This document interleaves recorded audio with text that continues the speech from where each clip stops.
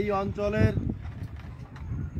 সমস্ত ভালোবাসা, আমাদের সমস্ত আবেগ, আমাদের হৃদয় উজাড় করা অনুভূতি,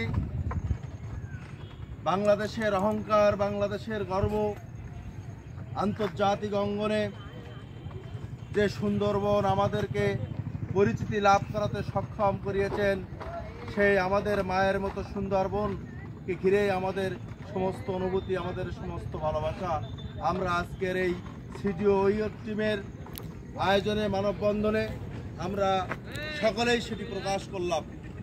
আজকে 14ই ফেব্রুয়ারি আমাদের স্থানীয় সাংবাদিকবৃন্দ, জনপ্রতিনিধিবৃন্দ, আমাদের সুশীল সমাজের প্রতিনিধিবৃন্দ, আমাদের এনজিও প্রতিনিধিবৃন্দ গ্রহণ করেছিলেন।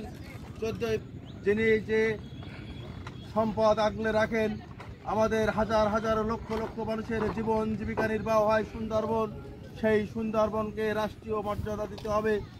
আজকে একজন জনপ্রতিনিধি হিসাবে আমিও চাই আমার এলাকায় সুন্দরবন একটি আন্তর্জাতিক সম্পদ, জাতীয় সম্পদ। এই জাতীয় সম্পদের রক্ষণাবেক্ষণ করবার জন্য, জাতীয় সম্পদ নিয়ে গবেষণা হওয়ার জন্য, এই জাতীয় সম্পদকে কেন্দ্র করে আমাদের এলাকার মানুষের অর্থনৈতিক সমৃদ্ধি আনয়নের লক্ষ্যে আমরা 14ই ফেব্রুয়ারি সুন্দরবনকে অবশ্যই আমরা সুন্দরবন দিবস হিসাবে আমরা দেখতে চাই। আমাদের সকলের যার যার স্থান থেকে যে সমস্ত ফর্মে আমাদের কথা বলবার সুযোগ হবে, আমরা একই দাবিতে আমরা কণ্ঠে কণ্ঠ মিলিয়ে আমরা সকলেই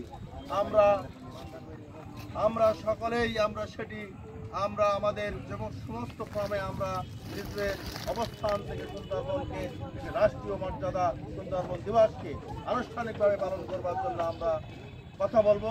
এই আহ্বান রেখে সিডিও টিম আজকের এই আয়োজনের জন্য সিডিও টিম বার্ষিককে বিশেষ ধন্যবাদ জানিয়ে, কৃতজ্ঞতা জানিয়ে, সকলের প্রতি কৃতজ্ঞতা জানিয়ে, সকলের সুস্বাস্থ্য, মঙ্গল এবং দীর্ঘায়ু কামনা করে আজকে আমাদের এই আয়োজনে যারা অংশগ্রহণ করেছে এই রৌদ্রের মধ্যে সকলের প্রতি কৃতজ্ঞতা জানিয়ে, আমাদের ছাত্রলীগের সংগ্রামী সাবেক সভাপতি সাগর কুমার মণ্ডল, আমাদের সিডিও টিমের শ্যামনগর উপজেলা শাখার সম্মানিত আহ্বায়ক, যিনি স্বেচ্ছাসেবী সংগঠনকে এই অঞ্চলে দাঁড় করিয়েছেন, স্নেহ পথ ওসমান গনি সোহাগ, আমাদের আনিসুর রহমান, আমার স্নেহ পথ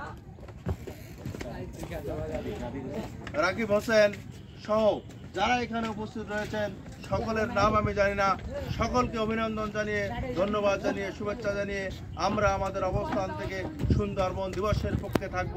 আমরা আমাদের অবস্থান থেকে সুন্দরবনকে সুরক্ষার জন্য আমরা কাজ করবো, এই প্রত্যাশা আপনাদের সকলের কাছে রেখে আমি আমার বক্তব্য শেষ করছি। সকলকে ধন্যবাদ। জয় বাংলা, জয় বঙ্গবন্ধু।